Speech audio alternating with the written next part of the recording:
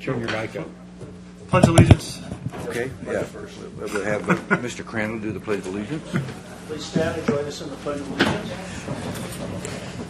I pledge allegiance to the flag of the United States of America and to the republic for which it stands, one nation, under God, indivisible, with liberty and justice for all.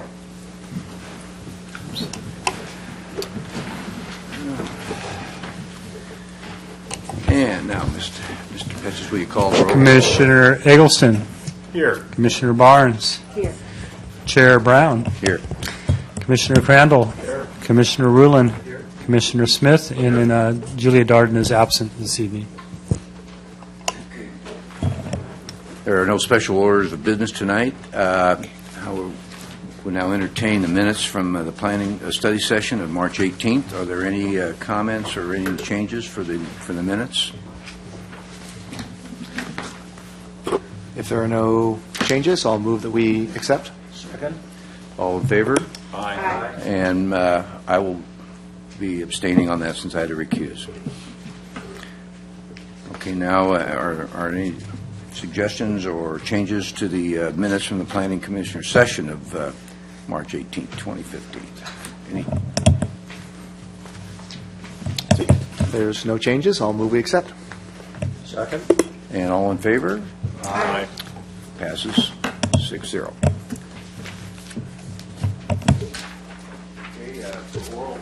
For oral and written communication, members of the audience may address the Commission on matters of public interest which pertain to the city and are not otherwise on our agenda tonight.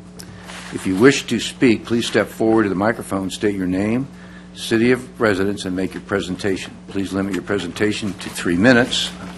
Do we have any cards, Eileen? None? So we'll move on to the consent calendar, which the first item, 7A, is traffic calming measure on West Paseo de Cristobal.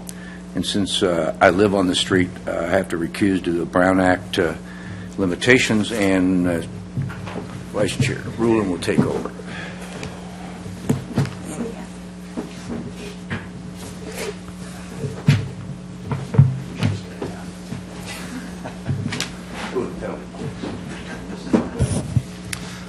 So as we are in the consent calendar, is there anyone who wants to pull any items in the consent calendar, either in the commission or a member of the public? Do we have any cards? What is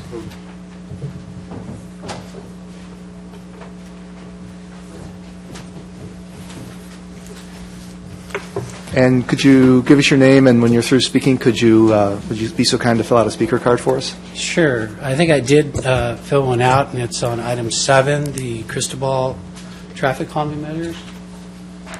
Do we? Must have been lost, but I'd be happy to fill out another one. Okay. Sorry, we misplaced it. It's still on the dice. Ah, There you go. okay. So do we? So since we do have a card and it's pulled, do we want to hear from staff first? Is there a report or an overview on this item? Do we want to do first? I think it'd be fine to have her come, after the resident talks, but I have a number of questions for her. All right. That's great. Please continue. Well, good evening, Mr. Vice Chair and members of the Planning Commission. My name is Charlie Larwood, and I live at 109 Paseo de Cristobal. And tonight I'm here to represent our neighborhood as well as our children on Cristobal in support of this traffic calming measure. This is something that we've been talking about for years at barbecue gatherings and just getting together, and really it's slowing down traffic. We live right up the street from T Street, and we've had a lot of incidences, even of the police sometimes, shooting up and down the street at really high speeds. So we see this traffic calming measure as a very positive step to make San Clemente a more walkable and a more livable community. I also wanted to thank Tom Frank and Jennifer Rosales for actually coming out to my house, meeting with the community, explaining what steps they needed to take. And again, I want to emphasize, a lot of our neighbors have been talking about this for about 10 years, and they're very concerned about the speed of traffic coming up and down the street and trying to just get people to slow down to the posted speed limit. We don't want people driving 10 miles an hour, but we don't want to have them driving 50 miles an hour as well. I also wanted to thank Commissioner Brown for his support and his leadership. And finally, I wanted to thank and acknowledge my daughter, Addie, who's here with us tonight. It's her 11th birthday, and she said she wanted to come up here and support the children of Cristobal and show you how important this is to our community. So again, thank you in advance for your support, and if you had any other questions, I'd be happy to answer for our neighborhood. So thank you.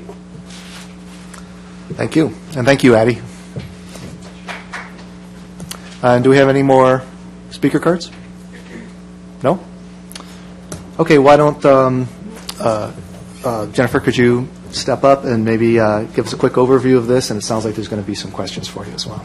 Sure, that sounds great. Jennifer Rosales, Senior Transportation Engineer. I'm just going to give a brief presentation of the traffic calming measures proposed for West Paseo de Cristobal. Oh, is this? Okay, there we go. You can just use the mouse. Oh, thanks. Perfect. So West Paseo de Cristobal is a residential street with a posted speed of 25 miles per hour. The photo at the bottom shows just a photo looking down the street, looking westbound towards the water. We originally received a petition in August of 2013, which requested a traffic engineering staff review of Paseo de Cristobal. Paseo de Cristobal. We then did a traffic engineer review was conducted, and as Charlie mentioned earlier, we had a neighborhood meeting on March 27, 2014, which I'll explain a little bit more on a further future slide. We received a petition just this last December. Thank you.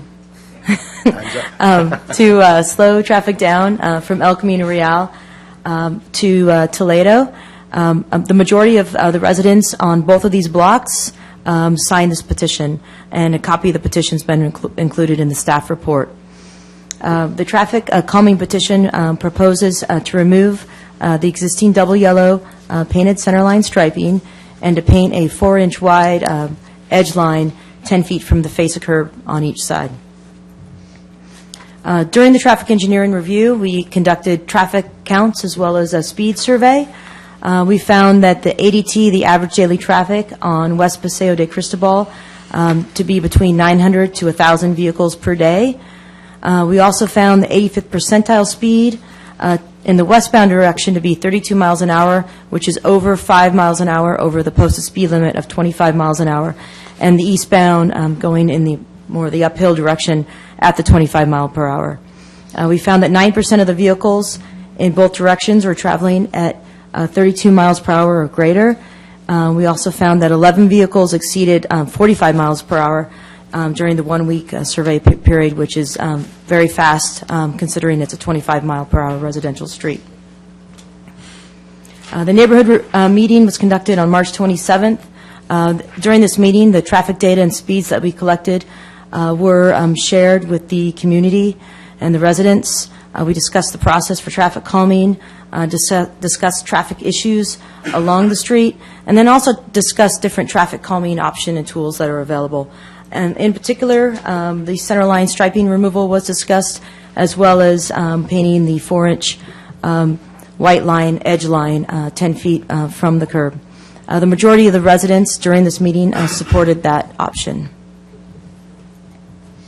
This is a graphic that shows the proposed traffic calming improvement with the centerline striping removal and the 10-foot white edge line.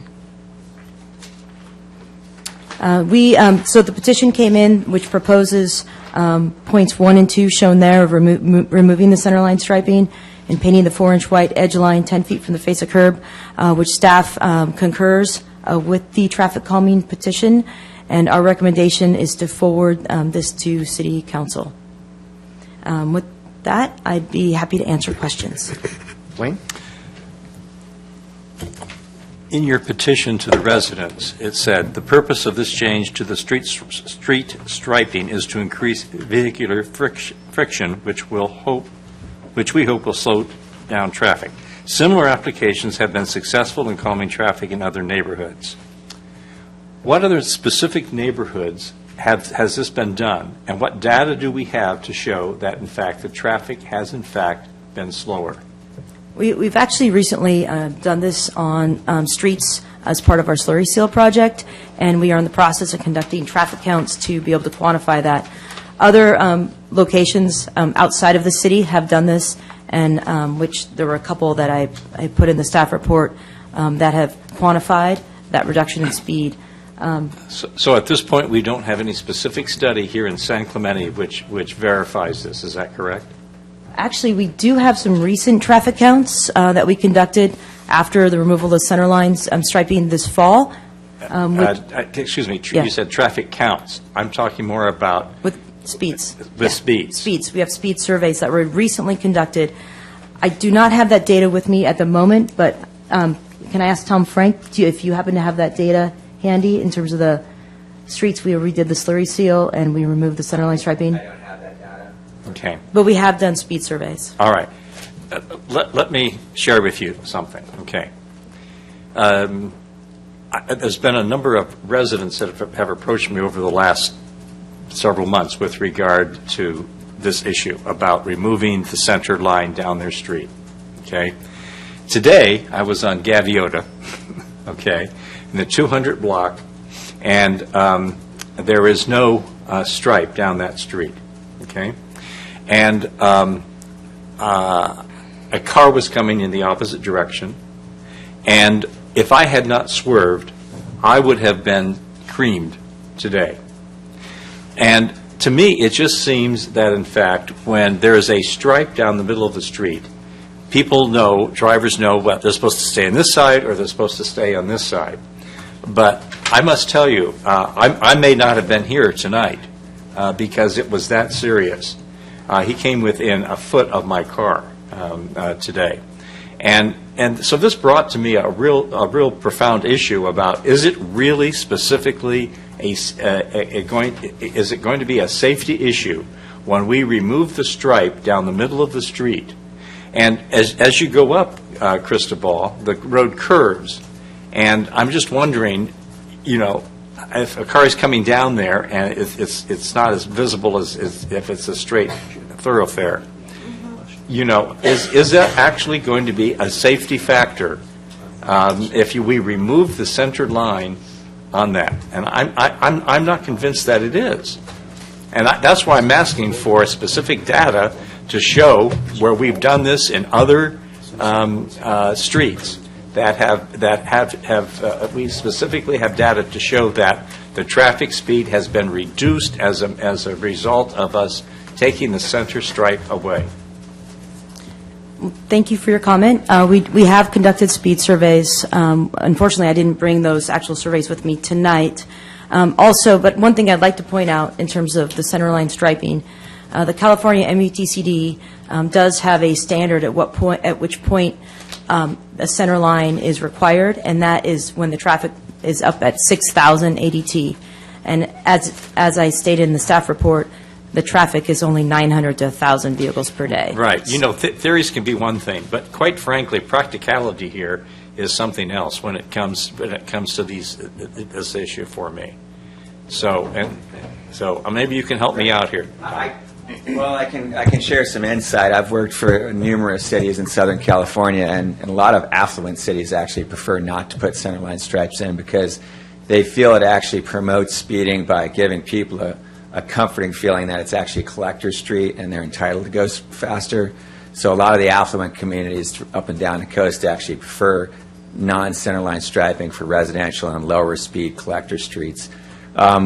We have done some speed surveys where we have removed centerline striping, but we've also reduced the width, like on Palizada. When we put in that sidewalk on Palizada, we purposely removed the centerline stripe along with the centerline stripe on Seville. And we actually had speed reductions of 30% on that street, but I attribute that more towards the reduction of the street width, which actually really pushed the traffic together. The theory behind this, there are studies, and I can get back to you with our results of the recent traffic data which were collected following this last slurry seal effort. And I've also asked for us to go back and look. We've been doing this for a few years now, so we can go back and look at our prior streets as well. I will report that to you. But the studies that have been published, we referenced two of them in the report, do show that there's several, on average, several mile-an-hour difference per the speeds. And in the policy which we've adopted, we actually go out and we solicit comments from the residents, and we ask if there's, we want to do what the community wants, especially the neighborhood. So if the neighborhood comes back to us and they want their centerline striping, if they can show that a majority of the respondents to our surveys want the centerline striping, we'll gladly put it back. So we're trying to accommodate what the residents are asking for. We hear a lot of complaints about speeding, so we're trying to incorporate traffic calming in a cost-effective manner. This is one tool in our toolbox, and it seems pretty cost-effective. So Well, that's about. If in the future, if you come back with a situation like this, where Yes. you propose taking the center stripe away, I'd Right. like to see some data Sure. on exactly what the streets are and what the reduction in speed has been on that street. Absolutely. Because I am just not convinced. I think it's a matter of health and safety, quite frankly, taking the center stripe away. I think it's we all want the traffic to be calmed down and to go slower. But if in fact it's a health and safety issue, I think that's an issue we really got to take a look at. Right. And another point is, unfortunately, most drivers don't adhere to striping regardless. So Well, the they sure centerline- don't adhere to be on their same side of the street, as it happened to me today. Yeah. On Gaviota. I've heard similar issues on Palizada, and we haven't seen an increase in any kind of incidents or crash incidents. So what happens a lot of times, exactly what you said, and unfortunately, there's terrible drivers out there, for whatever reason, they're not paying attention. They look up and they're like, yikes, and then they slam on the brakes or veer to the right, and luckily it's a low enough speed and an incident didn't occur, but as a result, slowing did occur. It gave you a stressful situation, maybe almost a heart attack, gave the other person a stressful situation. The end result of it is people did slow down. So that's Well, they have to. unfortunately not the best circumstance, but if you took that on a lesser severe degree, where people are just more concerned about their positioning of the road and they're closer to each other, they tend to drive slower. That's the theory, and I understand what you're saying. I'll gladly come back to you with the results, and we're going to study this roadway to see if it does make a difference. I can understand a center stripe on a street like where I live, because the street is a lot narrower, and cars park on either side. And if cars come in the opposite direction, one has to slow down or even pull over a bit for the other car to go through. So I Right. can see the rationale for no striping on a street that's not a thoroughfare or a collector street such as Cristobal. And Wayne, forgive me for interrupting, but if you don't have any other questions for staff, the other commissioners, that's and we can continue this discussion when we get to the discussion portion. And I actually appreciate the conversations, because a lot of traffic engineering is psychological, actually. It's driver behavior. It's a lot of it's just, psychological issues. So it's good to talk through and bring up the issues. I mean, wait until we get into roundabouts. You talk about psychological issues and driver behavior. That's all about driver behavior. So Right. we're going to have these conversations. So we're happy to talk about it as long as there's questions. And Bonnie? Thank you. I was just wondering if any of the residents asked for some other things besides the, the stripe removal, Right. such as speed bumps. What is the grade? Right. Maybe some slow written across the road, on the road itself. And if there was any concern about some bike lanes, as long as you're there with the paint, Right. and I think we heard or most some of more those comments, signage. actually. I think we heard most of those comments, What- and we addressed Can we most of try them. some of those? Or We could, though, as I mentioned, most of the signage and delineation on the roadway tends to be ignored. So if you put a slow on there, we can do that. We do it in some situations in front of bumps. We haven't found, there hasn't been studies that really show that makes much of a difference. The bike lanes, there's really not width through there to incorporate a bike lane with the parking. Is there the other thing is are there what was temporary asked. bumps you could put down? Yeah, there's If speed not, bumps, that- but there's grade everybody issues loves there. those, So but right now, our policy, that wouldn't meet the policy due to the grade on there, and then also cost. But I think beyond cost, it was the grade issues for those two blocks. One of the blocks would make it, the other one wouldn't. The other thing that they did mention, and if the neighborhood doesn't feel like the result of this traffic calming effort is successful, they actually want to put in center medians in the roadway, such as what was done in the Coast neighborhood on Frontier, where they actually build a median. And that's, center medians and traffic circles are effective at slowing speed. There's a cost involved. They said that they have licensed contractors that would perform the work pro bono. Of course, that would have to go through an encroachment permit. That would also be in front of you. So the thought is let's take the first step. This came from the neighborhood. We went through the traffic calming manual, and I explained to them the different options. Obviously, the higher the cost, the more difficult to fund. And I also explained that if they self-fund something, it's going to move along much quicker than if they're asking the city to fund it.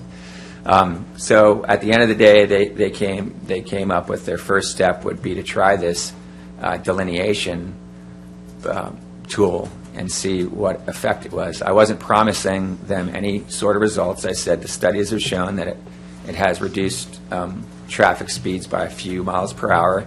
The other thing is it does hopefully reduce the excessive speeders down. That's what personally I'm really concerned with. I'm not concerned with the 26 or 27 mile an hour speeds. I'm concerned with the 45, 50 mile an hour speeders that are going through there. So I understand your questions, Wayne, and I'd be happy to answer those, and we'll get you that data so that we can look at it. And we're going to be studying this to see what kind of effect it has. Michael? Yeah, Tom, I guess I got to start by saying I don't understand this because I've never really seen it, at least in my memory, seen it to be able to speak intelligently on this at all.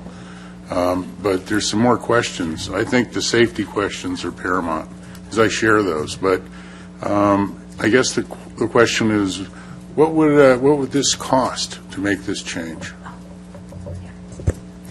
So this cost would be, actually, we've got a cost estimate in the folder, but I think it was around $30,000 to $35,000, and that's for the full slurry seal and removal of the striping and then adding the striping. But that's if we did the full slurry seal.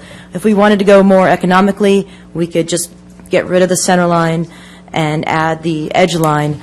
But our proposal right now is if we included it as part of our slurry seal project, which will be bid next fall, we could then include this project in that package to reduce the cost of a slurry seal. But we could do it more cost effectively if we wanted to just get rid of the center line. So I might understand that if we were to do this, this would be at city expense? We do have a traffic calming budget line item that has funds available within our traffic calming budget. It's not a lot, but this would fit within that budget that we could potentially use. Yeah, I know we looked at that actually before the meeting with the capital plan, and there is money in there. Do you know whether or not it's even budgeted for this year? It is. It is budgeted for this year. This particular project is? Not this particular project, but the amount of funds within that line item is budgeted. And this would fit within that budget. Do we know that the amount that's budgeted would be enough to implement this as well It would as be, other yes. ones? Yes, it would be. Okay. The other question that I have is with the middle lane line taken out, there's also bumps along that road. It's not just a stripe. There's those little reflector bumps. And I think those are very effective because if you do start sliding over the line, you start to hear them. So it's more than just the double orange line. It's the bumps. And I think that does a lot to keep the traffic separated. But as I understand, we're going to take that out and blacken it so that you don't see it. And then there'll be a white lane added 10 feet from the curb inward. Mm-hmm. Is that going to signal that to be a bike lane then for bikers? No, because there's existing on-street parking on each side of the street. So typically on-street parking, that would delineate where the on-street parking would be, so somebody could park their vehicle between that line and the curb. You don't think with a continuous white line that people that are riding bikes might interpret that as a bike lane? No. Do we have any evidence that they do or they don't?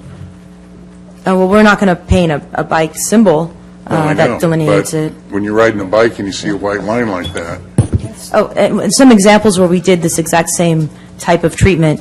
Valencia in the city, where we took the center line stripe and then put in, we hit the edge line on Valencia. Actually, that one has a median, but there was a edge stripe that was put in for the parking area. Okay, well, those are my questions. Thanks.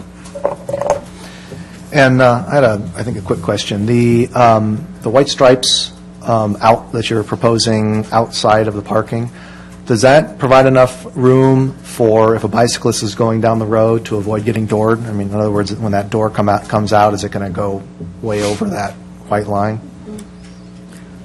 Yeah, well, there's no bike lane, so they'd be sharing, the bicyclists will share the road with the vehicles. Yeah. And on-street parking, the minimum is, we typically use the minimum about 8 feet, but standards go down to about 7 feet.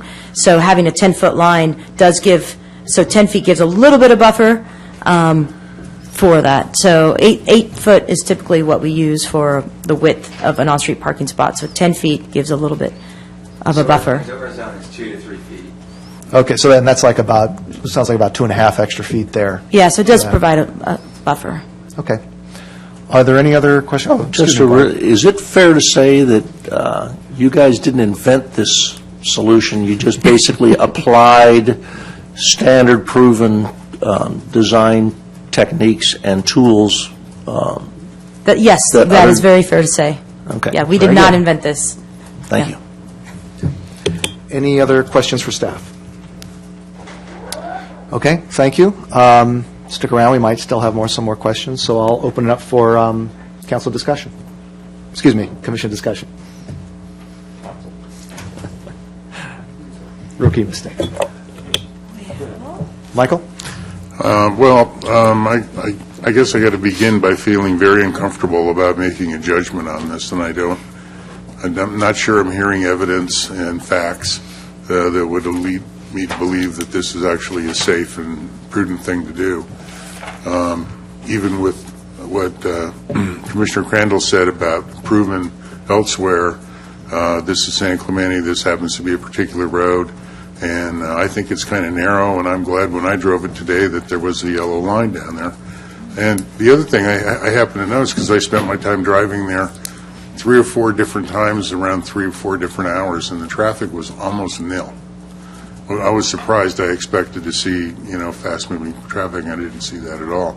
So maybe that happens at another period. But my takeaway from this is that I just don't feel like I have enough facts and knowledge to feel comfortable about approving a change like this.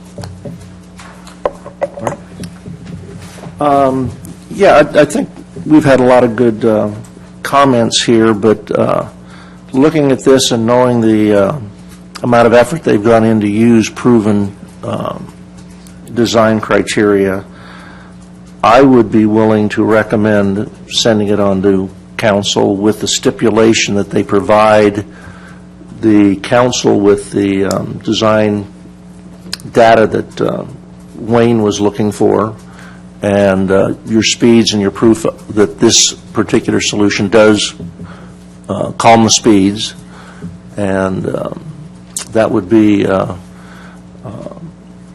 something I could support as long as that backup data were there. I don't think with what is in front of us now, a total decision can be made, but I think that would help them make that decision. Bonnie? Well, I'm just looking at what's been supplied to us here, where it says approximately, the one-week study, 9% of the vehicles were traveling 32 miles per hour or greater, with 11 vehicles exceeding 45 miles per hour during the one-week study. And it doesn't seem to be a substantial number of vehicles to warrant this at this time. I'm concerned, too, about removing the white line in the middle. It's a guide, and I'm not really sure what these accidents were. It said there were 5 recorded accidents in the last 3 years. It didn't really describe what the accidents were. Were they bicycles? Were they cars? Were they, why did the accidents occur? I'd like to know more about that. Maybe that could be addressed better in some other way. I like the idea of maybe testing, putting some reflectors on the center line or some type of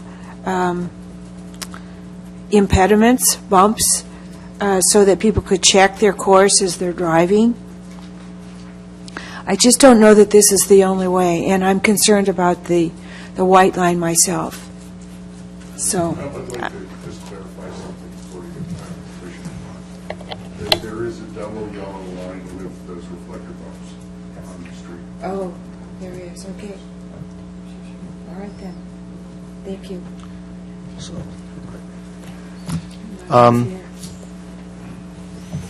Did you have something you want to add? Why don't you come to the podium? I did, and I appreciate you letting me speak again. I would have made a much stronger comment had I known that there was going to be this much discussion over this. This is something that our entire community is looking towards, and that when the statements are made that I'm concerned about safety, we're concerned about safety in our community as well. We're concerned about pedestrians and our pets being hit on this street. And there are people driving up and down at 40 miles an hour because we live there and we see that. I've been in the transportation profession for nearly 30 years, and I know what they're talking about when they're suggesting these types of treatments. By removing that, it creates a little bit of indecision and slows people down.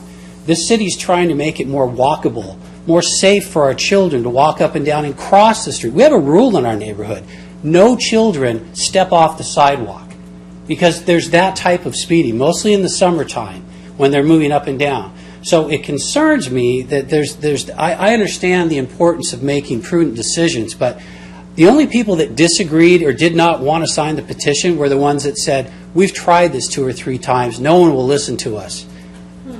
And so that's the frustration that we're having. We didn't have anybody coming to our meeting saying, we're not interested in this. Everybody, and in fact, they wanted to go much more beyond it. They wanted speed bumps, they wanted everything, and we're saying, let's take the lowest approach that we can by removing one thing to see if we can slow those speeds down by about 5 to 8 miles an hour. Again, we're not really as concerned with the 28 or 29 miles an hour. We're concerned with the 45 and 50. Gaviota that you drove on is a much thinner road. I think it's by about 5 to 10 feet. So people do have to slow down even more so. There's a number of decisions here. I mean, not decisions, but of questions, and I think they're good questions to ask. But this is being done up in Los Angeles, it's being done in San Diego, and a lot of communities in these neighborhoods. This is not a major thoroughfare. This is a neighborhood community. ADTs here, average daily traffic, is less than 1,000. That's a very low number. And I think it was quoted, they don't recommend that we put these stripes in for anything, well, when you hit 6,000, that's where the recommendation for that stripe is. So I just want to really implore you to think about this decision. This is important, and the reason why most of our neighbors aren't here is they didn't think it was a big deal to move forward, and it happens to be spring break. So if needed, we can have 30 or 40 people come in support of this to show you that our neighborhood is very much in support of this. And so I want to implore you to make that decision to support this slurry seal and the removal of that. And that white stripe, by the way, is simply narrowing the vision just a little bit. It's not a bike lane. Again, I've said enough, but I appreciate your consideration. Thank you. Are we still in discussion? Yes, we're still in discussion. Did you have something you want to add? Yeah, I certainly appreciate your comments. We're all concerned here about the safety. That's the issue, is the safety. And I'm just not convinced that a center line is going to be the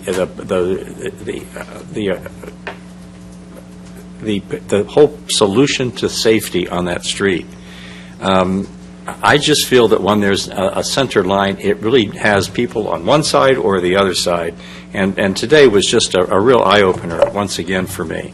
And I just think there may be other ways and other methods to slow traffic down. I think Vonnie mentioned about putting a slow on, painted on the street itself there. And I think that's certainly something that would help. But I'm just not convinced at this point. I'm really not convinced about it.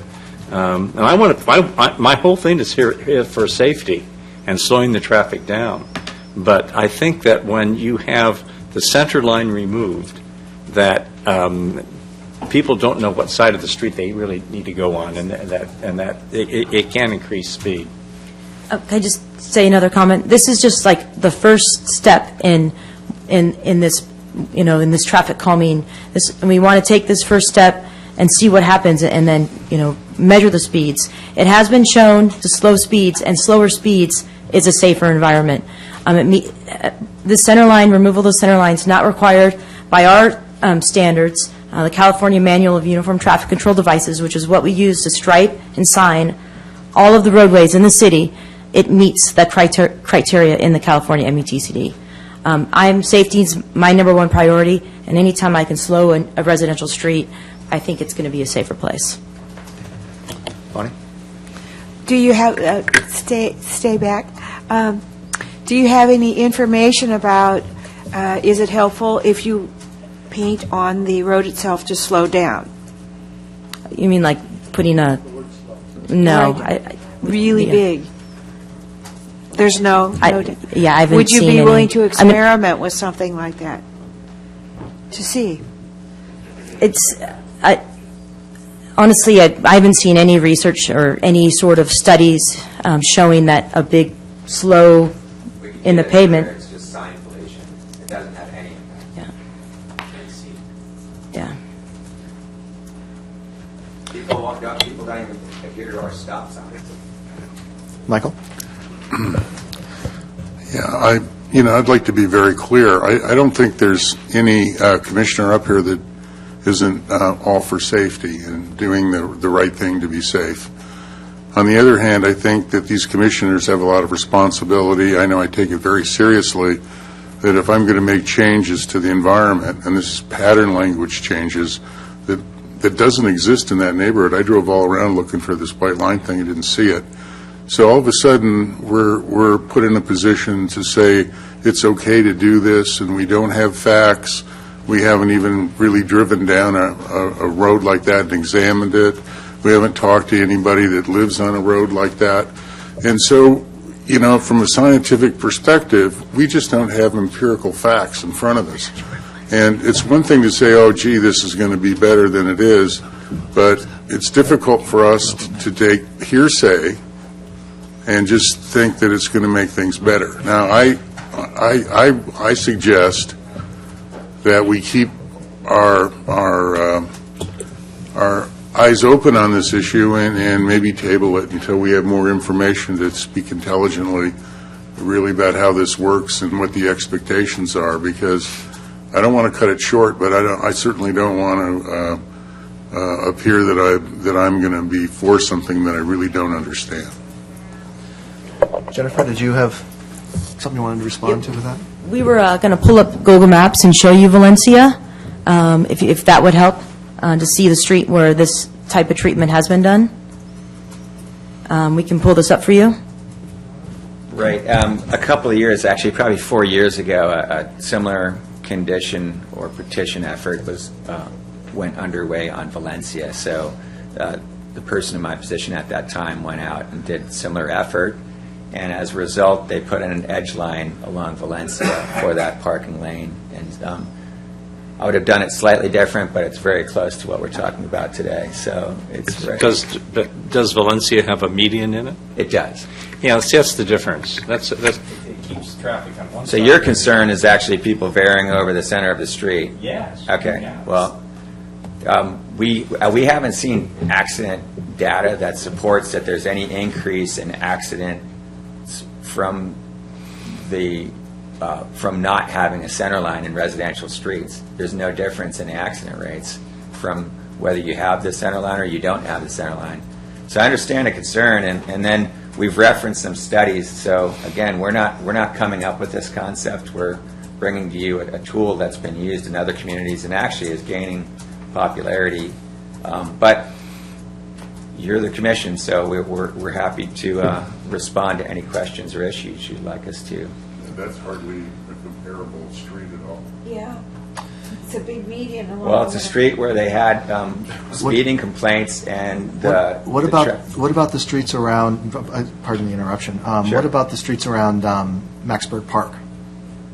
Oh, we All- did all center those line things. removal. Yeah, we've done center line removals for several years, and many of the residents actually speak favorably of it. We do. There are certain people that don't like it, where we receive the residents who say they would rather their center lines remain like on Salvador. We kept the center lines. We did the same thing with our most recent slurry seal program. Do you have any idea when we actually created the center line? Because I know that the majority of the time in San Quentin, we haven't had center lines on these streets. It's actually a good point, Jim, and we still have, I don't know the percentage of the streets, but there's a good portion of our streets which do not have center lines on them. But I do not know the date that that center line was created. That's a good point. A lot of these center lines did not exist for most of the history of the street. They were put on likely at some point by some prior traffic engineer. And, well, I'll just leave it at that. I won't speak to the history of traffic engineering. Martin? I would guess that most of the southwest streets don't have center lines in them now. Bart, did you have something? Yeah, I'm just going to make a general comment that I'm one commissioner that doesn't consider the testimony of our specialists as hearsay, and I don't think it ever should be. I value their opinion, and they're the experts in what we're doing, and we're making suppositions and whatnot. We certainly have our own preferences, but I think they've done the homework. The residents have done the homework, so I may be in the minority, but once again, if they can provide the detailed reports to justify the solution, I would be in favor of moving on. I would like to make a suggestion that they provide the information specifically on streets that were done here in San Clemente to us, and also to explore the possibility of actually painting on the street itself slow. I think that has a big significance on that. So that's what I would like to see. I was going to chime in on the issue. First I sympathize with you, Wayne. Last week I was just about hit by a car on my bike. Almost got just whacked. So I really sympathize with how that goes and the feeling of that. I know that when we talk about a lot of these traffic issues, there's two things I always look at, and that comes up in the Planning Commission, sort of two perspectives, and sometimes they're in line, and sometimes they're maybe a little out of line. One is, I think there's a strong feeling on the Planning Commission usually that, the residents' perspective is very important. I know that we've talked a lot about traffic in the past, and that's always sort of been a primary sort of perspective that many people on the commission have taken. And there's also the perspective of our traffic engineers. And being an engineer myself, not a traffic engineer, I know that, the depth of knowledge that they have about a subject, they have studies, they have research, they have years of experience and education. And like Bart, I'm very loath to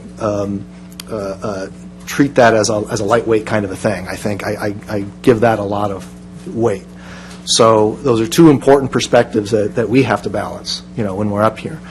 I think that my personal experience, my anecdotal experience of the streets without center lines, I have a lot of those around where I live. I live a couple blocks from Maxburg Park, and it's been a few years now, I think, since they put those down, and I haven't had any problems with them at all in my experience. In fact, I like them. I think they do slow things down. I think, actually, to address something that you said, if we're comfortable, I'm sorry, Michael, so something you said, you talked about you're more comfortable with the striping in the middle of the street. I agree with that, but I think perhaps the reason for removing the striping is to make people just a little bit less comfortable, not uncomfortable, but a little less comfortable, so they ease off the accelerator a little bit. In other words, their comfort comes from slowing down a little bit as opposed to having the line. I also, with the signage issue on the streets, Again, our traffic engineers have told us that signage is something that's not paid much attention to. My personal experience as software engineering and usability design, which is my particular area of expertise, I find something similar, especially the more stuff you put up there on a screen or in the street, the less each thing means that you're seeing. And it's much more effective in a lot of different engineering disciplines, I think, to have a more visceral way for people to respond to things, rather than, I'm going to read that, it says 35 miles an hour, I'm going to go 35. If you construct something so that people aren't comfortable going more than 35 miles an hour, then you're going to probably be more effective. People are actually going to drive closer to that speed limit. So what I see here are residents, almost uniformly, saying, gee, on our residential street, we need this. It's not a collector road, so there's not necessarily other perspectives we need to be overly concerned about here. And I see our traffic engineers are saying that, gee, this is, in their experience, and that this is a good approach, an effective approach at being safer. I think that maybe copies of those studies, are warranted, given we're the Traffic Commission, and we should be probably looking over those. And from my personal experience of driving around town with these, I find that I think that they're more effective, just in my kind of anecdotal experience. So I'm actually very much in favor, of this. I think I would like to pass it on to City Council. For myself, if we want to pass it on with certain requests, like they get certain information, the studies, for instance, that our traffic engineers have been talking about, I'm certainly all for that. They should be educated like we are. But that's my feeling about it. Wayne, I think you have something. Well, yeah, I do, because I think both of you have said and may infer that we don't respect residents or respect our traffic engineers. I want to discuss that here, because I have a great deal of respect for our residents. I've been involved in this government for a long time here in San Clemente, and I respect residents a great deal. I also respect residents that have come to me in the past and have made this an issue with regard to the stripe down the middle of the street. And I certainly do respect our traffic engineers. So I wanted to be sure that you both knew that, because you inferred otherwise. But we all do respect our residents here. I do apologize if I inferred otherwise. And we do respect our residents here, and we do respect our traffic engineers. But I must say that I think it's important for us to take into consideration the issue with regard to safety here. I don't have a problem passing this along to City Council with some more data, and certainly with the suggestion perhaps of putting a slow down painted on the street itself. But I must tell you, we have an issue here that really needs to be addressed. And I'm not convinced that this is going to provide a safety issue for Cristobal. So I'd be willing, I think you made a good point about passing this along to City Council with regard to this. I don't want to hold this up, but I must say that safety is the major issue here that we have here. And let me just say, Wayne, again, I apologize if I made that inference. That wasn't my intention at all. I just wanted to point out the perspective that I was taking on it. So I apologize if that came across that way. If I might add something, we have a pretty heavy workload right now with all the current changes to our transportation infrastructure. But one thing on our list of things to do is to update our traffic calming policy and manual. And one of our many tools in that policy and manual is this, in fact. And I think that will be a place to really air the issue of, what's the supporting data, and is this a tool that we should be considering, and is there a change in our policy on this? Because, we're your traffic engineers, and I know Jennifer and I know myself, we want to do what the community wants. So we're not trying to change the direction of the community. We're trying to embrace what the community wants, and we're trying to implement what the community wants. So we need to have the discussions, and I think that would be a really appropriate time to revisit the issue. And we have no problems putting together and making the attachments of the reference studies and providing the additional studies for the streets, which we've done to City Council so they can make informed decisions. And I think it's good to have the discussions. And like I said, I actually I hope we can bring the traffic calming manual back to you before we get into the roundabout issues, because those really get to be conversation topics. I've seen that go through communities, and there's a lot of conversations involved in roundabouts. Okay. Can I make a suggestion? I think there was a lot of good discussion here, a lot of good comments and concerns. So what I would recommend to the Planning Commission is that you kind of make a list of your concerns that Tom can forward to the City Council for their decision-making process. And then in addition to some of the things in the points of view of adding that additional data for the council to be able to reference when they have to make that decision. Yeah, I'm not quite clear on where this direction is going. Are we saying that we're going to support this and put it to the city council even though we don't have this information ourselves? I think that it's up to you. There's two courses of action that I can see you can take. One is you could say, ask for this to be sent back with additional information before you forward it. Frankly, you're making a recommendation to the city council, and some of the planning commissioners expressly didn't want to delay this for the residents. So option A would be to ask for the information to come back to you so you could have a more informed decision to recommend to the city council.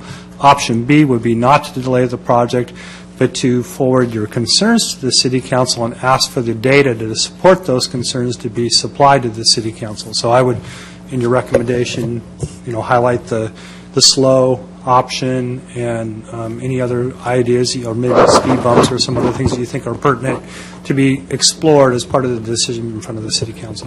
Okay, but, I think there's another position, which is this could be tabled until that same information that you're saying that we should give to the city council should be given to us, so we can have that same informed judgment. I'm not against making streets safer. I'm all for it. I'm just asking for more information for me to feel better about making that decision. And if we're saying that, well, gee, let's have city council do it and let's give them more information, it doesn't seem logical to me that we wouldn't ask for that first. Well, Mike, I think that, summer's coming up, and there's going to be a lot more people walking on the street, not on the sidewalks, hopefully not on the street, but on the sidewalks there. I would be in favor of moving this along to City Council with the recommendations and some of the things that we've talked about here, and I think we've had that pretty thorough discussion here with regard to that. So. And what are the recommendations that you feel if you would move on, like the studies that they've referred to? Well, I'd like to see specific streets here in San Clemente that we've done this before, and that and have data to show that in fact we've had a slowdown of cars on the street. I want to explore the possibility of having slow painted on the street. When I see slow down or something, I respect that. So maybe others ones have some more information here. I'm not for speed bumps. Speed bumps are not going to be approved by City Council at all. So speed bumps are not in the purview here at all. Okay. And just procedurally, since we're giving a recommendation, we can also then, if we forgot something that we wanted to recommend, we can write that down and present it to City Council when they hear this item also? That's always your option if you would like to. Okay, just in case we forget something and something comes to mind. Will this be in their consent calendar, or will it be an agendized item? I don't know. Is it a consent? We can make it a new item. Can you make it an agendized item instead of consent calendar? All right. Yeah, I think that might be good. Okay, very good. Well, do we need a motion, or, okay, I would like to make the motion then that we forward this to City Council with a conditional approval that the design can be supported with documentation, and that a list of items that Jim has written down here, if you want to state them, is included as possible solutions. The items I have here are that we get a list of specific streets where we've done this sort of thing before, and identify any changes in the speed, and explore the possibility of painting a slow sign on the street. And one of the things that I think Michael brought up that might be good as well is either the existing studies or a summary of those studies that you referred to that indicate that removing center lines is an effective way to do things. Does that sound Okay. I will so move. I have one comment. Painting slow on... Look at Yeah, that was the second thing. Shorecliff. They just re-slurried. They've put center lines at the intersections. Right. And then a couple of little reflector dots down that, but no center lines. And I haven't seen any problems with it, and they've always had a trouble going downhill. People, not using your brakes, you're going to go 45 miles an hour. But, And I remember, they're asking for these white lines, too. So if we're saying we're going to recommend that this goes to city council with conditions that they look at putting slow on the street before and maybe putting some more signage, or maybe just removing the yellow lines first and before they put the white lines in to gradually approach this, I guess I can support that. But I'm not sure what we're giving them but a headache that they're going to have to just say, well, let's take it a step at a time, and that's not what's in front of us. So I'm willing to go with a graduation of let's do what we can to put slow on the street, maybe some more signs, take the yellow lines out for a while before you put the paint on the white lines, look at other streets, and if that makes sense to me, I can support that. But that's not what's in front of us tonight. Well, what we have, right now, what we have is the motion to approve with these, the three I described, and now there's a fourth one to add in some information about reflective dots. Is that the fourth item you wanted to? That was just a direction to them as they That's good. create their Add report. that. So, But there are reflective dots there. In the center. Down that street, they're on. okay. So there's been I'm sorry. Wayne? No, I'm sorry. Okay. So there's been a motion. Do we have a second? Is there a second? I'll make the second. Okay. So we have a motion and a second. All in. Is there any more discussion? I'm sorry. Go ahead. Pardon me. Are you including to make it two steps where you take out the yellow before you put the white stripes on the side? The motion was to recommend. No, that was not it. Okay. No, that was That not was it. the suggestion. No, Okay. that was not the motion. Okay, not included. Okay. So do you want to give me the motion again? Yeah, would Just you the three restate items exactly then what for that sure? Or was there- Okay, the motion is we conditionally approve this to go to city council with the stipulation that more information is given to support the design as presented to us, with additional items. With the three additional items of the specific, a list of specific streets where we've done this before and the effective results. Explore the possibility, an exploration of the possibility of putting a slow sign, painting slow sign, and a summary of the existing studies for why this might be a good idea that the traffic engineers have provided to us. You're talking about the reference studies. The reference studies, yes. Right, which you can Google, actually. They'll come right out, but we'll supply those to the council. Yeah, and like a short, paragraph that says this is what they say, something like that. So. And Tom, you're going to make this an agendized item, is that? Absolutely. All right. And it'll be an agendized item, yes. So it's been moved by Bart, seconded by Wayne. All in favor? Aye. Aye. All opposed? It is 1, 2, 3, 4, 5 in favor, 1 abstention, 1 absent. Okay. Thank you. Moving on, we can bring Don out. Out of his cave.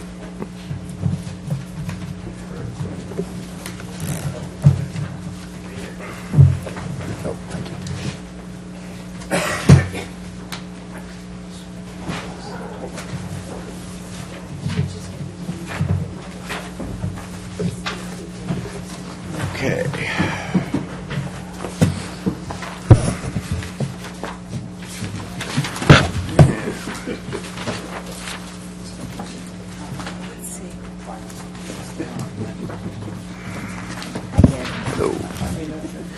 Okay, we'll continue on with the agenda tonight with item 8A, the 434 Calle Gomez Cultural Heritage Permit 14-336, the Donoso resident with John Champa. Good evening, Planning Commissioners. John Champa, I'm the Associate Planner, Project Planner for the project. This is a request for a Cultural Heritage Permit, which applies to two aspects of the project, one being that it's an addition to a legal nonconforming structure, and the other is that it's an addition to a structure or to a historic property, or addition to a house that's adjacent to a historic property. So the project is located in the residential low zoning designation near the San Clemente Municipal Golf Course. The project is located on a single loaded street and is a corner lot, as you can see here. The historic property is located across the street on Calle Gomez and is approximately 75 feet in separation. To give a little background on this property, it's currently a one-story house. It's just over 1,500 square feet with an in-bank three-car garage that were constructed in 1975. In 1999, the house had a 297 square foot addition. The house is legal non-conforming because the garage doesn't meet the required 18-foot setback from the street. The property is adjacent to the historic structure, which is addressed at 429 Calle Gomez. There we go. So these are photos of the project site. As you can see, there is some topography change on the at the site. It is a kind of contemporary Spanish design from 1975, and is, as you see the topography change of the slope here along the site. There we go. So the project scope is for an addition of 669 square feet, which would bring the house to 2,490 square feet. It will also include an extension or a new covered patio that would extend along the north portion of the property.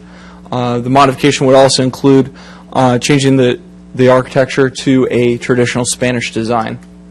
Oh, there we go.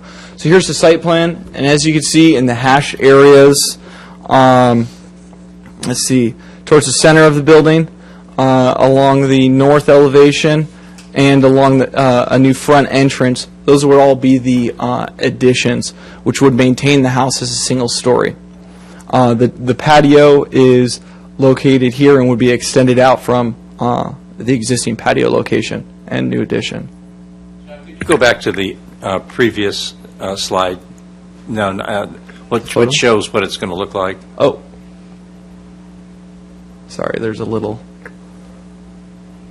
One more, I think. There we go. Okay. So this is the next slide showing the architectural the proposed architectural modifications. So as I said before, it'll maintain the single story design of the structure. It'll be maintained at 18 feet in height. They will incorporate some additional architectural elements to bring the structure closer to a Spanish design, as well as avoid any massing impacts from the historic structure, and that the additions are pulled away from the historic property and still maintain the low height of the structure. So staff the project was reviewed. The project was reviewed by the Design Review Subcommittee. They were in support of the project and staff's recommendations that have been included as condition of approval 5 to address the existing window colors and that they be painted or modified to a traditional Spanish color. The removal of the glass block along the west elevation in the tower element, and also be a traditional decorative corbel design along the patio area.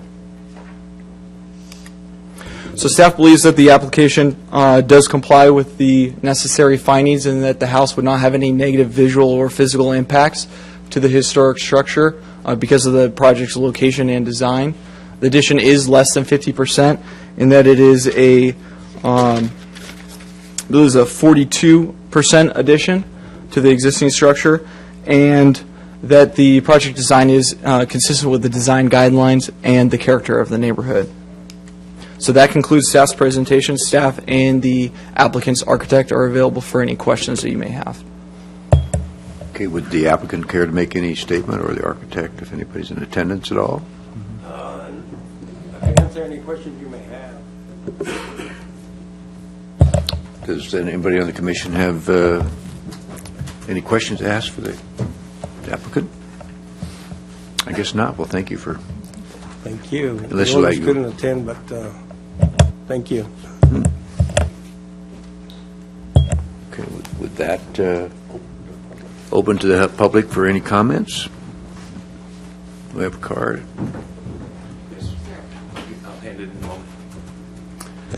Larry Culbertson, Historical Society Preservation Chair.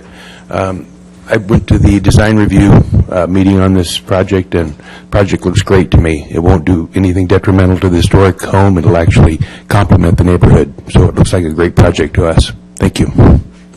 Thank you, Larry. Appreciate your coming in. With that, I'll close the public hearing and invite discussion on the motion. Yeah, sure. Hello? Hello. Okay. Yeah, fair. I think it will also complement the historic home. In fact, this is the first time I've seen that particular historic home. I thought I knew them all, because I was involved way back when with reviewing every historic home when I was on the city council. But this is, I think, a great addition. I think it'll be a fine addition to that neighborhood. I think this will be a beautiful addition, quite frankly, and a major improvement to the existing structure. Thank you. Any other comments from Commission? No, I noticed. I'd like to compliment the design, redoing the roof, mortar pack, and Spanish design on the roof. And so I think it is really going to complement the old Hanson across the street. And I was surprised too that there was one way up there. When that was built, that the individual that built that had a spectacular view all by himself. They have a beautiful view. My goodness. Yeah. Okay. If there's no other. Bonnie? I thought it was beautiful as well. I looked at the, the sizing of it and looked up the CEQA exemption, and I was surprised that things can be enlarged by increments over time to well exceed over 50% of the original size. And I checked into that earlier with the attorney to make sure that that was okay, because it's actually 63% larger than the original existing structure. So I guess that's commonly done, a loophole, but it's something that we have to think about when we're with the charm of the original buildings and the design that we had, that we will probably never really have again with our mansionization, I want to say. But it looks beautiful, and so I'm in support of this project. Thank you. With that, I'd like to make the motion. Please do. To approve a resolution of the Planning Commission approving a cultural heritage permit 14-336. Donosville residents a request to allow an addition, facade remodel, and deck extension for a legal non-conforming house that is adjacent to a historic resource located at 434 Calle Gomez. I second. We have a motion and a second from Bonnie Barnes, and how about a vote for the rest of the commission? All in favor? Aye. Aye. So it passes 6-0. So good luck, and thank you very much for bringing your design to us.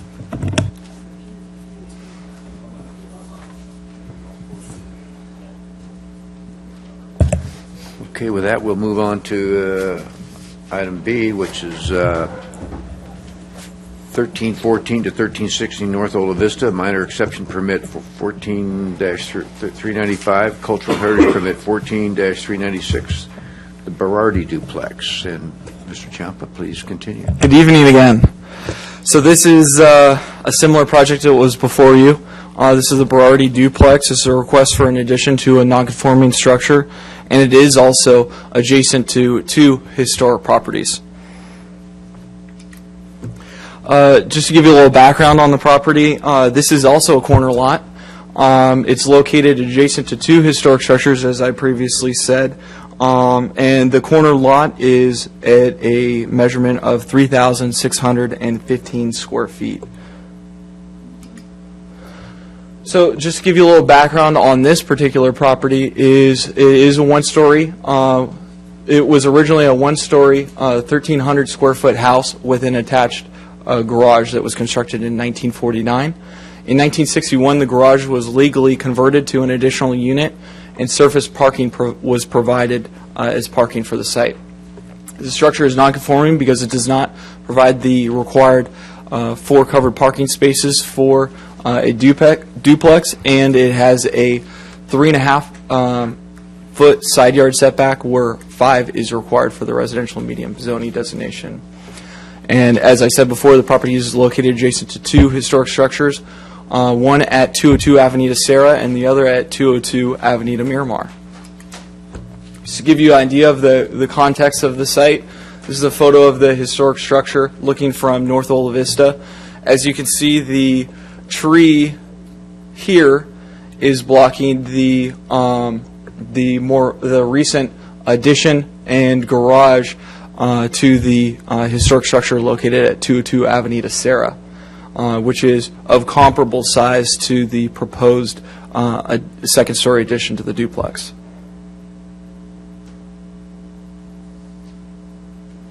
So the project scope requires a cultural heritage permit because it's adjacent to the historic structure, and the minor exception permit for the continuation of the legal non-conforming side yard setback of 3.5 feet for the second floor.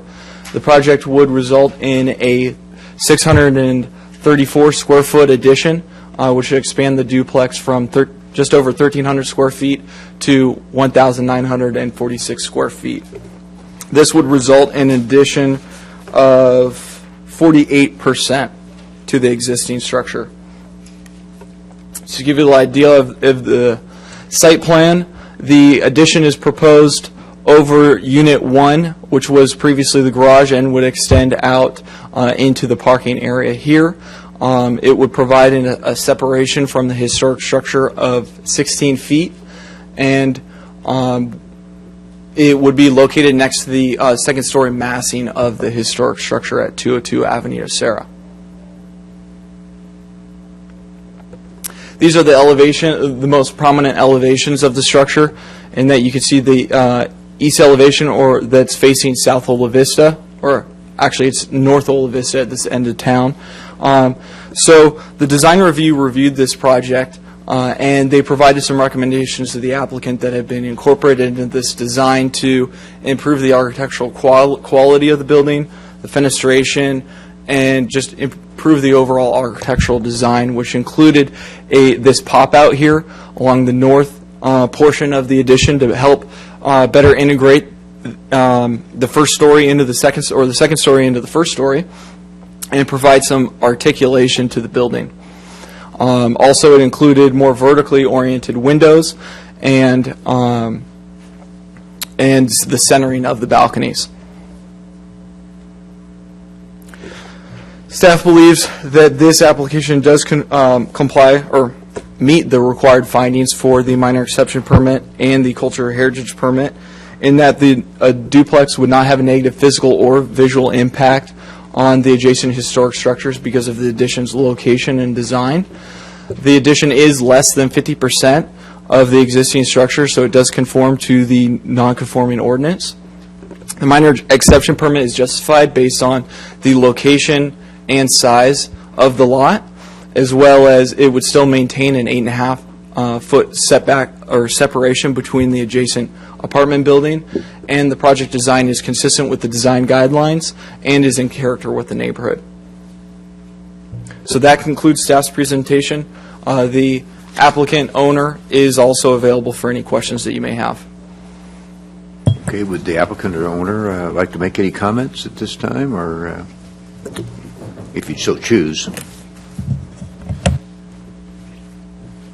Good evening. My name is Mario Barati. We bought this duplex about a year ago. It was in pretty bad shape, so we cleaned it up, and hopefully the addition will help make the neighborhood look even better than what it is now. And I talked with both of the owners of the homes across from us and next to us. They were kind of excited to see something done to it and to see some things done to the property that hasn't been done in a long time. So we're just trying to add a little bit more room and make it look a little bit better. Any questions from the applicant at all? Yeah. Bonnie? What are your plans for landscaping? We haven't submitted a landscaping plan. It's going to be mostly what we call, I live out in the desert, kind of desert landscaping with some plants that don't require much water. We like to do the walkway and the patio with interlocking bricks. That's something that I'm going to do a plan to present to them, and redo the whole front and put a there is somewhat of a fencing now, to put in a fencing across the front, not a solid fencing, just kind of a separation fence between the sidewalk and the home itself. And by front, do you mean along Miramar or Ola Vista? Both of them. Both. Both. Have you made any plans for the parking situation there, where the cars are parked, or making it more efficient to allow for more parking? There is no way that we can get more parking, but there will be better parking than what it is now, because we plan on removing a couple of sheds that are there now. So the parking themselves will be deeper, so they'll be further away from the street than what it is now. But no more cars can be fit in there, what you have? No, we have street parking in the front, and just the two that it's available right now. Thank you. Thank you. Any other questions? Yes, Michael? I have a question of staff.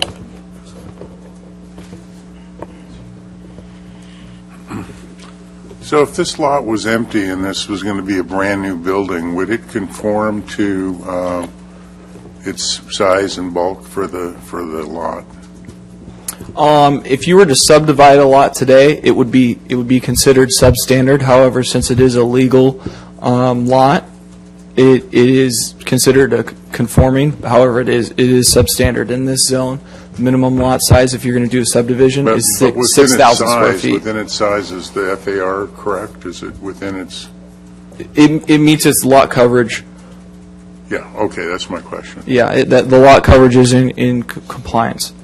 Okay, thanks. I have one for John. Okay, go ahead, Bonnie. You have another question? I have one for you. What is the standard length along the curb of a parking space if you're going to park out in front? Along the street? Yeah. That would be an engineering question. However, I believe it's 22 feet in length, or approximately at that measurement. I think it's something. I think the standard space is about 18 feet, and then 4 feet between spaces in order to have maneuverability to get in and out.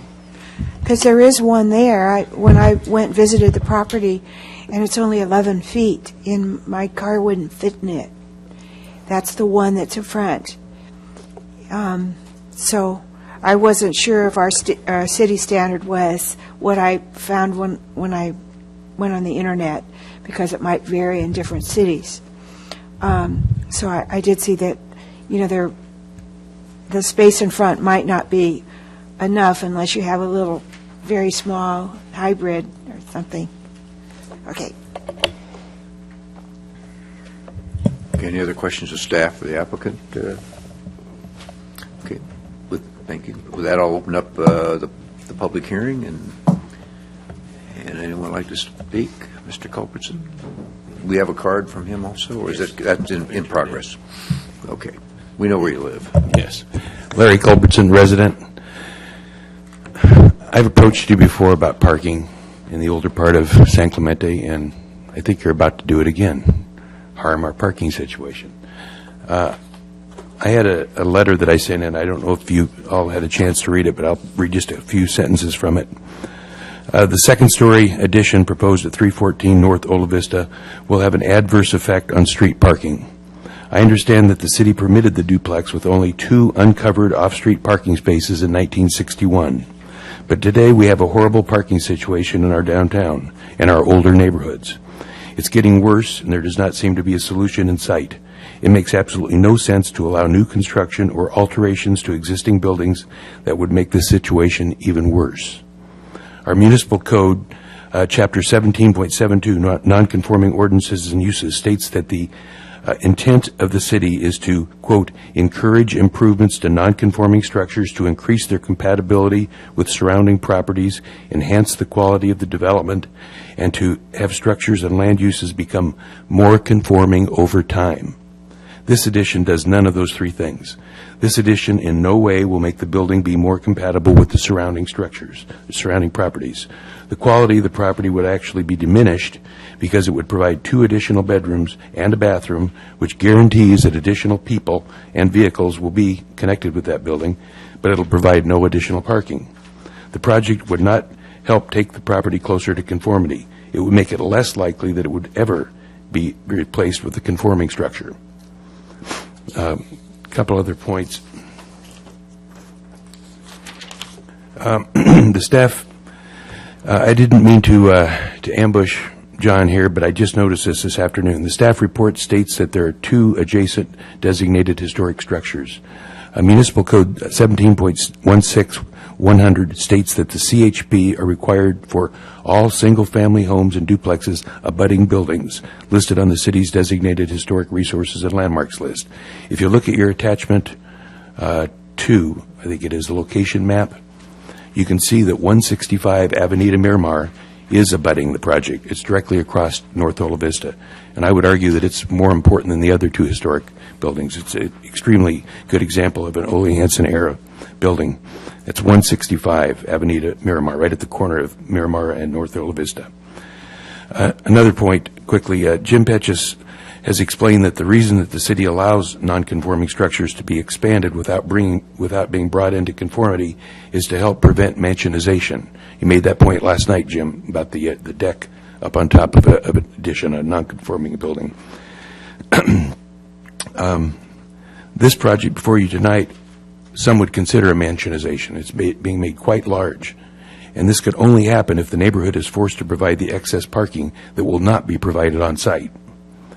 Our city has made some ridiculous decisions in the past, and allowing the 2-car garage to be converted to residential back in 1961 was a good example. So I encourage you not to make more of these bad decisions that years in the future people will be going, why did they do it? Thank you. Thank you, Mr. Culbertson. Any other people that wish to speak? If not, I'm seeing no, I'll close the public discussion, and we'll invite discussion amongst, I think the guy raised his hand. well, he's the applicant. We can reopen, I guess, If I may, if not. okay. it's We'll reopen. It doesn't, he's, okay, fine. Go ahead. Okay. We are not adding 2 bedrooms. There is already a bedroom there. We are adding 1 bedroom. It's going to be a 2-bedroom place. So we are not adding 2 bedroom to what's existing now. It's a 1-bedroom place. It's going to be a 2-bedroom place. Okay, thank you for clarifying that. Mr. Eagleson, you like to talk? 165, that's on our historic list? Across the street, directly across the street? I wonder why that was excluded from this, because once I took a look today, and that's one of the most important historic structures that we have in that area, or in San Clemente. It's a gorgeous, beautiful historic structure, and that was excluded from this. So we'd have to amend this application somehow if it goes to City Council, would we not, Jim? Yeah. If the Planning Commission feels that the staff analysis is inadequate to make a decision based on the new information, that there's a resource across the street, then I would say I'd recommend you continue the item and let us come back with an analysis to satisfy the Planning Commission, to have the information to make the decision.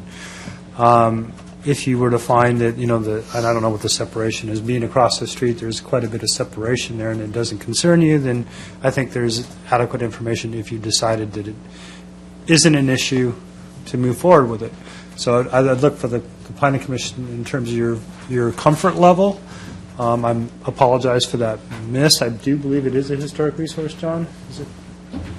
Yeah, I'm not exactly sure why I missed it. I don't know if there was on our zoning map, if it was obscured or what, but we would be happy to come back with additional information if you feel that would be more appropriate tonight. So I'd leave it up to the Planning Commission's direction. I'd just like to mention that I think my staff analysis is still the same in terms of our justification for the project meeting the required findings for a cultural heritage permit, for the justification that I provide in terms of the separation, the design, and the size of the addition. Jim, is it something that could be moved to City Council with an amendment and added to the historic structure itself? I'm not understanding the question. Well, if we approved it with the provision that there would be an amendment that would go forward to City Council, that across the street at 165 is another historic resource. I mean, adding that to the City Council analysis? Yes. We could do that, sure. I was going to try and pull it up, if that helps.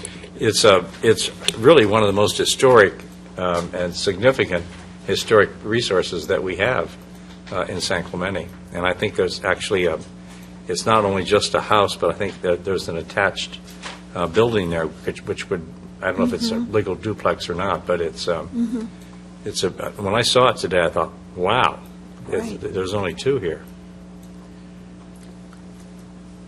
Are we in discussion? Yeah, we are. We're in discussion. So we're good there. I lost all of this stuff. Where'd it go? Right there, Jim. Right here? That's it, right there. Right? That's it right there. Okay. So here's the site, and then here's the resource, correct? We get maybe a little Can closer. we get closer? Commissioner Brown, could you acknowledge that it did say 2 bedrooms in the report, please? Yeah, I thought it said he was adding 2 bedrooms in here. What Mr. Culberson provided to us here is a staff report, and on the second page, in the background, says the project proposed to add a second floor above the original garage to provide 2 additional bedrooms and a living area to the unit. Yeah, it did say that.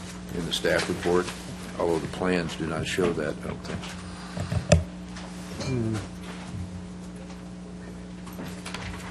Yeah, sometimes when you do that, it's really blurry.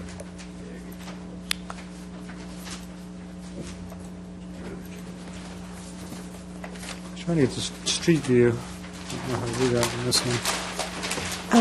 I walked over there and spent some time on the site, if I may, Chair, may I speak? Yes, you may. Okay.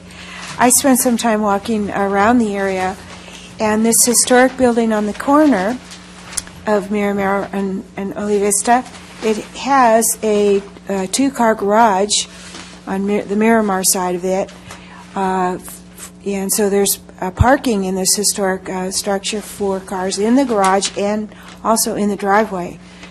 And in terms of conformance to the other areas, the other surrounding homes, and Toys R Us. I think I'm in Tokyo. New York City. Oh, is it? Times Square. Go ahead. This is better. Okay. And as far as conformity for addressing the parking situation, I noticed the address of 202 and 203 Miramar, which is right across the street. They have covered parking garages for the units, for the residents staying there. And 166 Avenida Serra has parking and guest parking all covered for the residents that are staying there. And as I mentioned a moment ago, before Toys R Us came up, the historical building, 165 Miramar, had that nice two-car garage in it, so there was plenty of room for 4 cars there. This street also, of course, a couple blocks down is the Cabrillo Playhouse. We've been season ticket holders for probably about 25 years. And we frequent this area. The post office worker that delivers the mail happened to be there when I was there. And I asked him about the parking during the daytime when most people that are working are away. And he said that the parking is really a bad situation during the day when he delivers the mail. It was about 2:30. And when I visited it at about 2:30, there was only one available parking space in the front of on the street along Vista, and a FedEx truck came and needed it and used it. Everything else was full, and I didn't fit in that. My car wouldn't fit in the one space that was 11 feet long that's right in front of the unit. So I don't see this. I see an excitement for developing this property and improving it, but I also see a very high degree of lack of conformity with what the surrounding neighbors' developments that have been approved have regarding parking for the residents. So I don't really feel this is in conformity with Section 17.72 of our municipal code for that reason. Which section is that? 17.72. Which is what? It's in the general plan code as expressed in the letter, which you might want to read. I did. That. Me. Increase compatibility with surrounding properties and enhance quality of development, I believe it says. Other than that, I see no problem at all with the design. Would you like to comment there? Well, I just want to say that what we're tasked with today is a cultural heritage permit and a minor exception permit. And as far as parking on this site, it meets the code.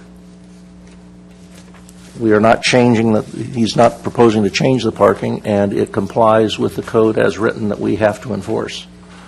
So we really can't force him to do something that other lots don't have to, that are in possibly areas that have more street parking or not. We have to treat him just the same as we do those. And as far as impact on the adjacent historic homes, I think this is actually an improvement. He's cleaned up the property. It's going to be better that way. I agree always with Larry that we need to change our codes to do the property, but we can't do that from this dais. So I would, we can talk about changing the parking as much as we want, but we got to get out and do it if we're going to implement it. And as far as the minor exception permit, it's the common property line behind the property, and I don't see that that's an impact. And it's just a continuation of the existing one. And he worked very hard. He came into the design review board not anticipating the scrutiny he would get on the design, and it came a long ways from just more of what he had to cleaning it up and at least having some of the proportions that the historic homes use and the types of windows and all. So I can support the project, but I certainly understand the parking issue. Michael, your mic's on. Would you care to make a comment? Yeah, I support the project. I think that the improvement really adds to the neighborhood. It makes the existing unit look much better than it does today, and actually more compatible, I think, with the neighborhood in terms of some of the two-story activity that's surrounding that building. I can't see why we would hold this hostage to parking. It would always be nice to have more. I was just looking at the plan, wondering if cleaning up that back area and moving those sheds, couldn't you park 3 cars there if you did that?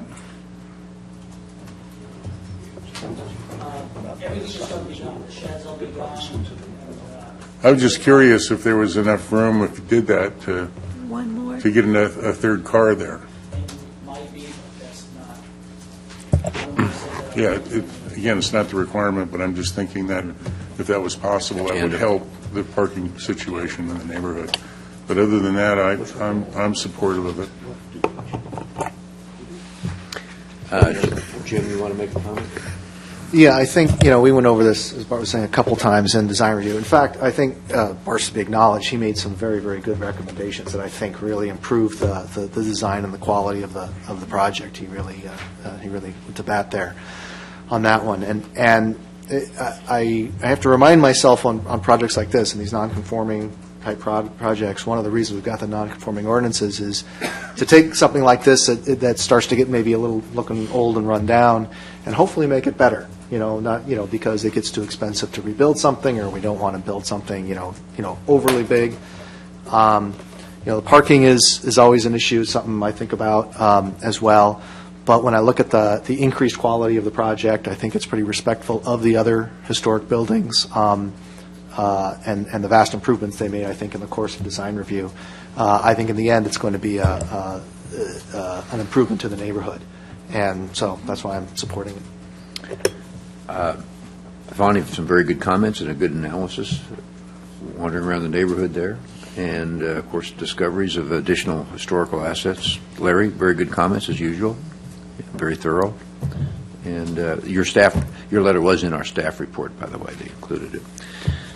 I could share all the concerns of everyone here tonight, but then again, I think Commissioner Crandall brought us back to reality very succinctly of what we're here for and what we're about to prove. And once again, I think the key question about the parking is we've got to step up to the fact and change our ordinances and do that, and that's not our job here tonight. The job here is to look at the cultural heritage permit and the exception permits, which are fairly minor.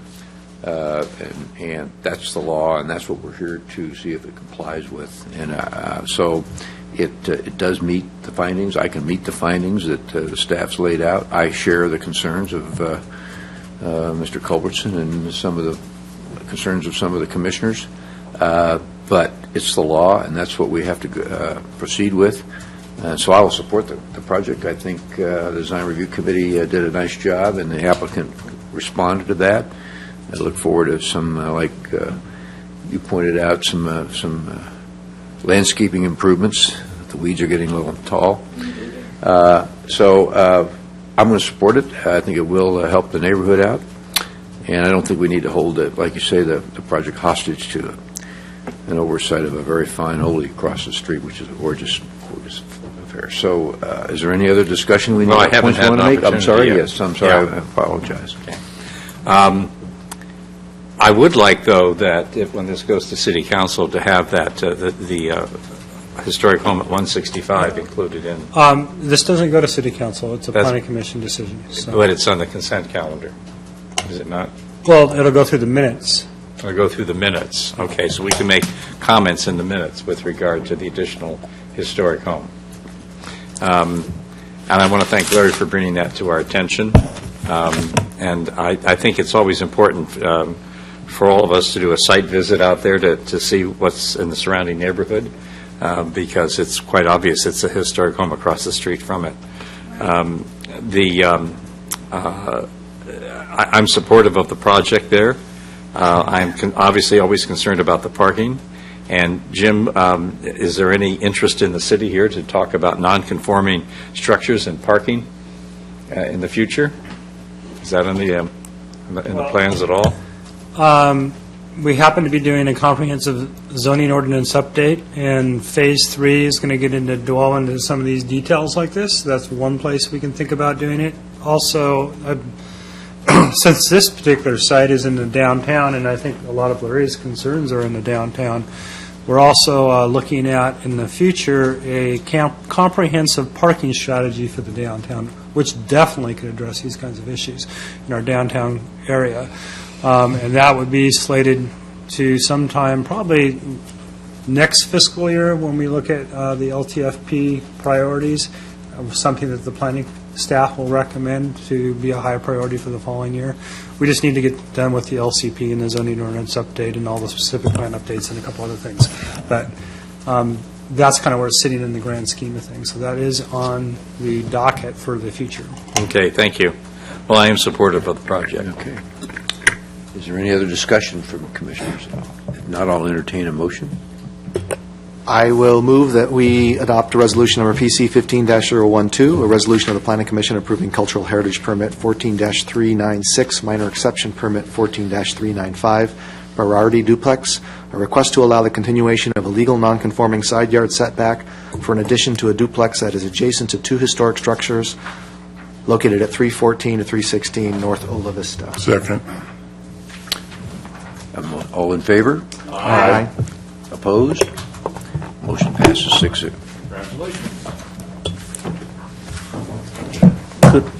A question for the city. Could we have changed the title of the resolution to the 3 historic structures?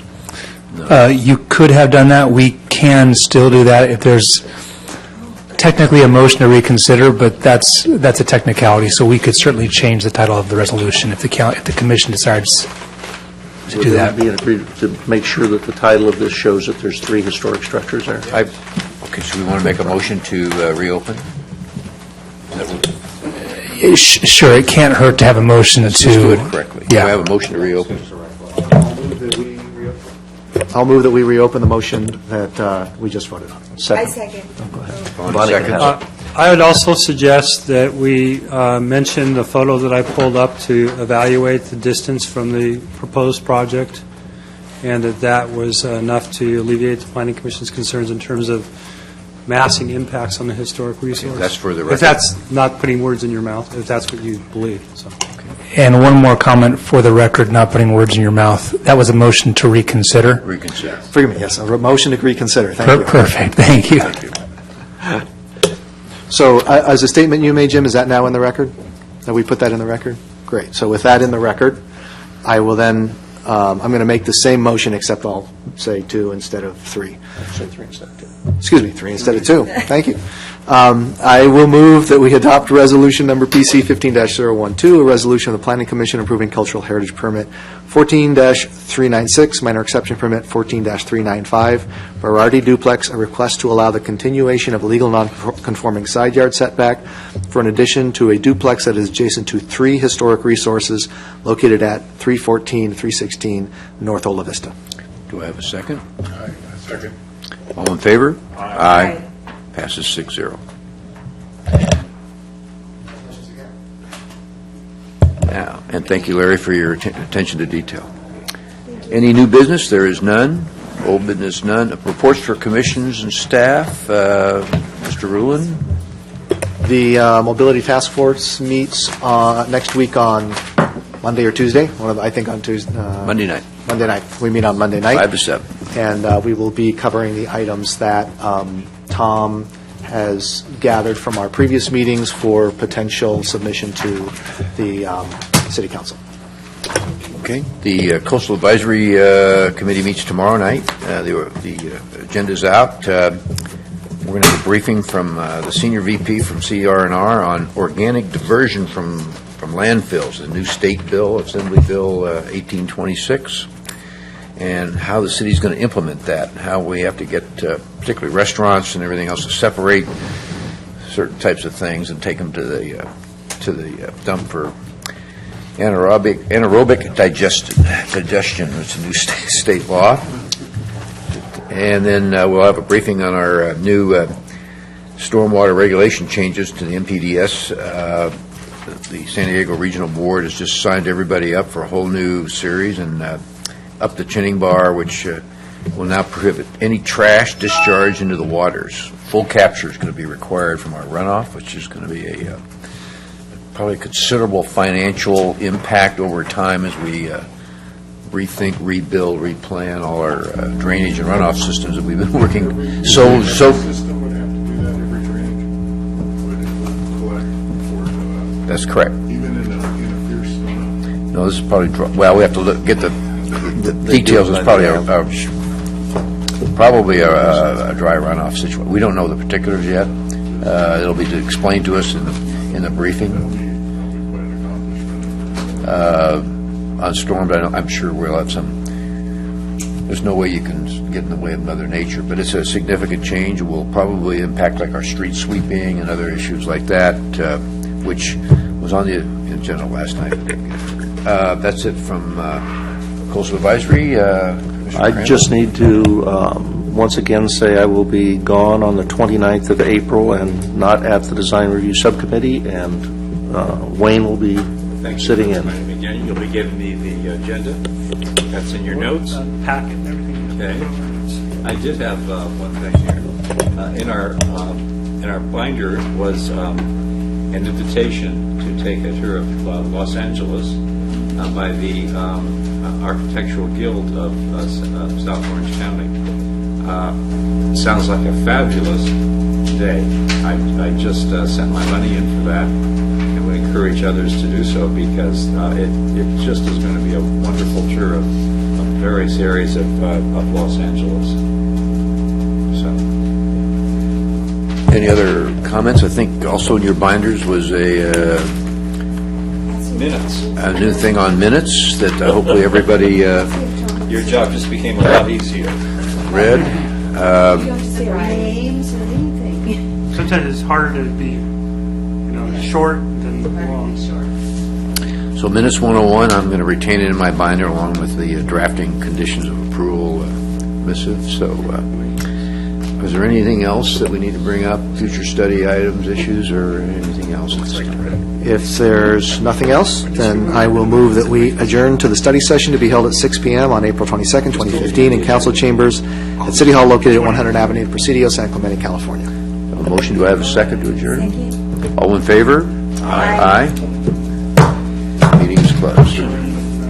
Thanks for helping us. Did John do a site visit on this?